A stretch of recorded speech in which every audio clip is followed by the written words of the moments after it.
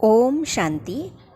भाग्य विधाता इस पुस्तक में आज हम पढ़ेंगे, तुम देवियाँ हो, तुम्हारे दर्शन के लिए भक्त आते रहेंगे।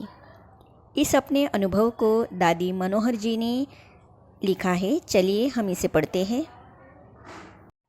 उसके बाद एक दिन एक भाई आया और हमें जमुना घाट पर ले गया। जमुना घाट पर पूजा का स्थान बना हुआ था। एक बड़ा हॉल जिसमें कोई दरवाज़ा नहीं था, सिर्फ बीच में 2 दीवारें थी। उसमें सभी लोग पूजा करने आते थे। उसने कहा, यहाँ रहो। शाम का समय था। मैंने कहा, यहाँ जमुना घाट पर बिना दरवाजे वाले मकान में कैसे रहेंगे? उसने कहा, तुम तो देवियाँ हो, तुम देवियों के दर्शन करने भक्त आते रहेंगे। तुम्हारे को कोई कुछ नहीं करेगा। वह पक्का निश्चय बुद्धि हो गया था। हम बाबा की याद में बैठ गई और सोचा कि बाबा हमारा रक्षक है, जो होगा देखा जाएगा। रात हो गई। एक बहन सोती थी तो एक बहन जागती थी। लेकिन एक पहलवान भाई था, वह रात भर हमारा पहरा करता था। उसको आवाज़ सुनाई पड़ी थी कि तुम्हारे घाट पर देवियाँ आई है, तुम्हारा काम है उनकी संभाल करना। उसको यह भी प्रेरणा मिली थी कि अगर ये सच में देवियाँ होगी तो कुश्ती में तुम्हारी जीत होगी। रोज़ रोज़ वह रात्रि को पहरा लगाता था। 15 दिन के बाद कुश्ती में उसकी जीत हो गई तो उसकी भावना बैठ गई कि ये सच में देवियाँ है। एक दिन उसके साथ 20 हट्टे कट्टे पहलवान लंगोट में ही हमारी ओर आ रहे थे। मैंने कहा, गंगे बहन, ये सारे इधर क्यों आ रहे हैं? वे सारे आकर हमारे सामने दंडवत प्रणाम करके लेट गए।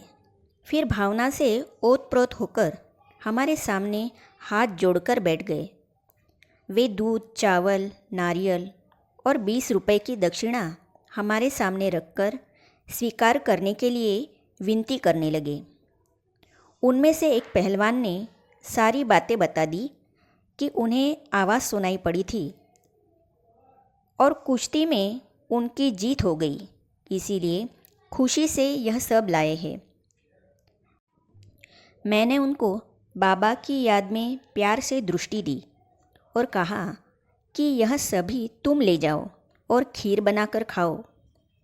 उन्होंने कहा कि यह तो नहीं हो सकता, हम आपके लिए लाए हैं, बनाकर आपको ही खाना पड़ेगा। वो ही अंगीठी लाए, कोयला लाए। फिर हमने खीर बनाई और बाबा को भोग लगाया। उन्हें ज्ञान भी सुनाया। सबको खीर खिलाई और हमने भी स्वीकार की। फिर उन्होंने घाट पर आने वाले लोगों को प्रेरणा देना शुरू किया कि आबू से 2 देवियाँ आई है जो गहन तपस्या करती है, साथ में भगवान का ज्ञान सुनाती है। ऐसे धीरे धीरे लोगों का आना आरंभ हुआ। हमने ज्ञान देना शुरू किया।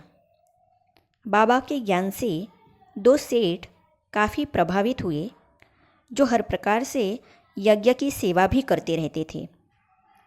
हमको कोई भी यज्ञ के लिए संकल्प आता था तो हम उनको प्रेरणा देते थे। वे कभी मूंग की दाल की बोरी तो कभी चावल की बोरी भेज देते थे। ऐसे यह यज्ञ की सेवा शुरू हुई। पंडित नेहरू जी तक शिकायत गई। जमुना घाट पर एक माता आती थी। उसने देखा कि ऐसी देवियाँ और घाट पर रहकर परमात्मा का ज्ञान सुनाती है, क्या इनको रहने के लिए स्थान नहीं है? उसने हमारे को कहा कि आपको तो शहर में रहकर सेवा करनी चाहिए। वह हमें तांगे में बिठाकर शहर में अपने घर में ले आई। उस माता की लड़की की कोठी अभी भी दिल्ली पांडव भवन के बाजू में है। उस माता ने अपने मकान में एक कमरा हमें रहने के लिए दिया, साथ में हॉल उपयोग करने के लिए भी दिया। हम रोज़ ज्ञान योग सिखाकर उसकी रूहानी पालना करती थी। वो अनाज आदि देकर हमारी स्थूल पालना करती थी। धीरे धीरे उस घर के आसपास रहने वाली माताएं आने लगी। आश्चर्य की बात यह थी कि आने वाली माताओं को जब ओम शांति कहकर हम योग कराती थी तो बहुत सी माताएं ध्यान में चली जाती थी। यह रोज़ होता था। यह बात उनके पतियों को पता पड़ गई, क्योंकि वे माताएं घर जाने के बाद सारा दिन अपने ही नशे में रहती थी और कृष्ण कृष्ण कहती रहती थी। वे कहने लगे कि ये कौन है जिन्होंने हमारी पत्नियों को पागल बना दिया। उन लोगों ने मिलकर उस समय के भारत के प्रधानमंत्री पंडित नेहरू जी को शिकायत की।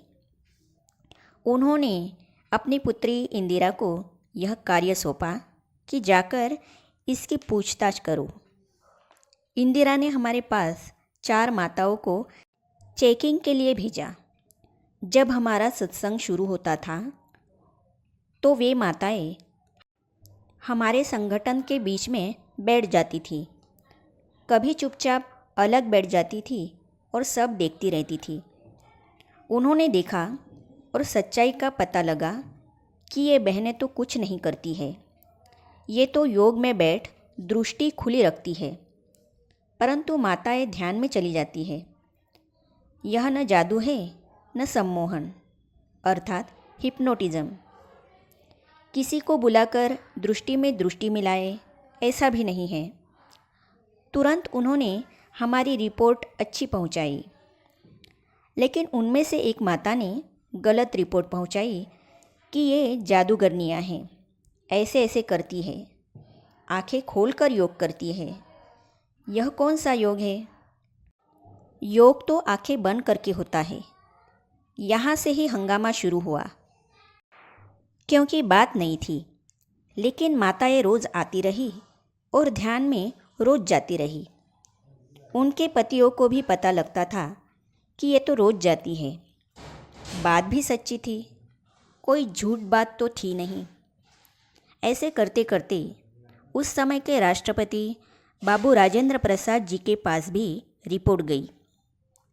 जब हम उनसे मिलने गए तो उन्होंने प्रश्न किया कि आप कहाँ से आई है, क्या सिखाती है, कैसा आपका योग है। हमने उनके प्रश्नों का उत्तर दिया तो उन्होंने कहा कि आपका सब अच्छा है, आप अच्छा काम करती है, लेकिन आपकी रिपोर्ट हमारे पास आई है। हमने कहा कि हम तो कुछ करती नहीं, यह सब भगवान का कार्य है। बच्चों को खिलाए बगैर बाबा कभी नहीं खाते थे। इसे हम पढ़ेंगे अगली कड़ी में। तो ये जानने और पढ़ने के लिए इस चैनल को सब्सक्राइब करने के साथ ही साइड में जो बेल आइकॉन है उसे भी क्लिक कीजिए, ताकि आने वाली सभी वीडियो और अब तक की सारी वीडियो आप तक पहुंचती रहेगी। ओम शांति।